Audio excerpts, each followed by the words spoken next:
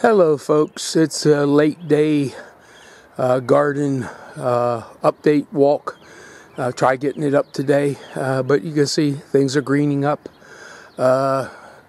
Here we have the red bud looking at things off the porch. It's opened up.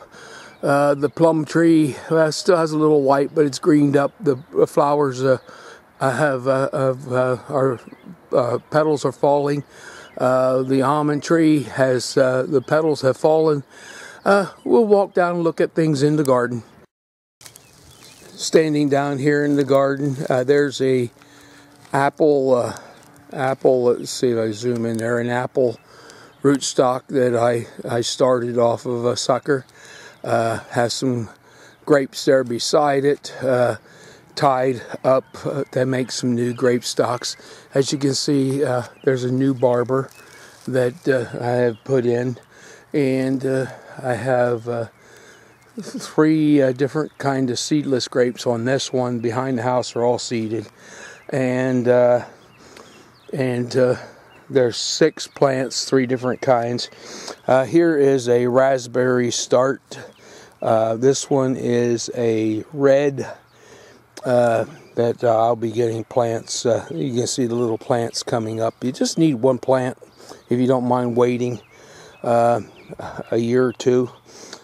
Some new additions to the garden. There is a honeyberry, and up there's a, see if I can get him in there, right there, honeyberry, called Haskap. I have to make sure I say it right. Well, lady looked at me funny at work the other day, and she thought I said something else. But anyway, we'll go down in the garden and take a look in there. Down here on the other side of the grape stalk, and you can see the strawberries are blooming. And of course, this row, you see all the coffee grounds and the paper filters. But each one of those, so let's zoom out here, each one of these is a blueberry bush. And then there's a second row there. Not sure just how many I have, but I have quite a few. And right here is another apple sucker that I'm planning on grafting. This sawdust is the mulch for that. And I have quite a few grapes. They're laid down for air layering, or whatever you want to call it, to make a new grape stalks. And in the garden here, not enough time to get everything done. But anyhow, we have on this edge here, down along this line, I don't know if it'll show up there. We have 4 persimmon trees planted. Of course, that there is a quince tree. You can see my wife's row of, I don't know if that shows up or not there, but it's her shallots. She likes shallots.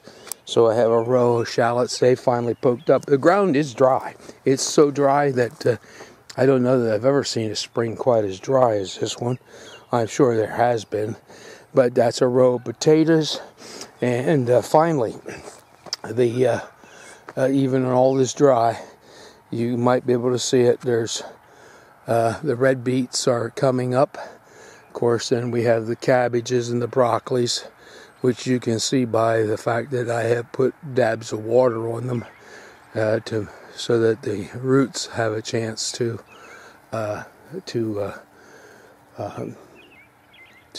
spread out and get themselves. Over here we have rhubarb. There is some tea gooseberry bush full of blossoms. See if you can see that. This bush is probably about 4 foot tall right now. I pruned him back pretty hard. Here is a cherry sucker, or cherry seedling, I'm not sure. I found it beside this cherry tree, and whether it's a seedling or sucker, I don't know. Some more raspberry stalks. This one is a Ann the yellow.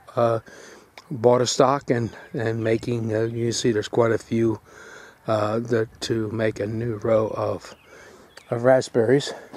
The onions here, let's see, I'm sorry I didn't zoom out, hopefully that's okay. The onions are up. Over here we have a row of peas. They would have come up a lot better had they had some moisture. The blackberries are starting to put some stuff or some leaf out. There you can see the cherry tree is still has a bloom or a couple blooms on. The plum tree, it's not all white anymore. And we have rows of peas. Oh, here there's still some blossoms on the almond tree. It's just not, the green is hiding it now. More rhubarb, but you get the idea that the things are coming up. There's another row of peas here, another row of peas over there. We'll go to the greenhouse, take a peek in there. Before we get to the greenhouse, here's some more rows of red beets. Get quite a few people wanting red beets. Ask me if I have red beets. My wife. This particular kind is Lutz green leaf. Supposed to have a good leaf. My wife doesn't like the beet. She likes the leaves. I guess that's the way you say it. But anyway, several rows of that, and I guess you can see them up there. Now to the greenhouse. One other thing I failed to put in, I'll move this in before the last clip of the greenhouse, is planted some peaches. These are peaches that have cost me absolutely nothing other than a little time. 1, 2, 3, 4, 5, 6, 7, 8, 9, I believe. 9 or 10 peach trees, and I still have a bunch in the greenhouse. That cost only the time to do them, and the parent is that tree up. See, I can't see the screen up there on the hill. I don't know if you can see it or not. All right. Okay, we're inside the greenhouse, and you can see 1 week in this contraption, and things have really greened up.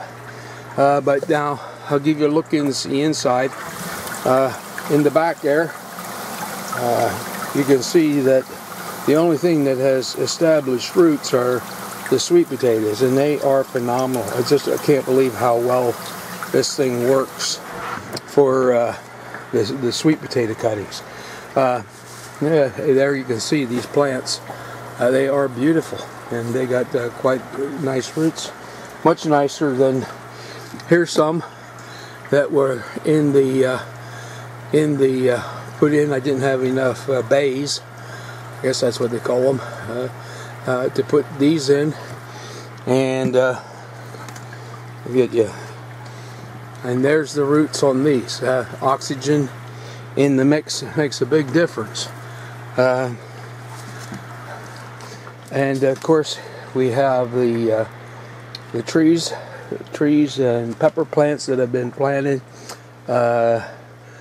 chestnut trees, radishes all over, hazelnut trees. I have everbearing strawberries in here, African blue basil, stevia, parsley.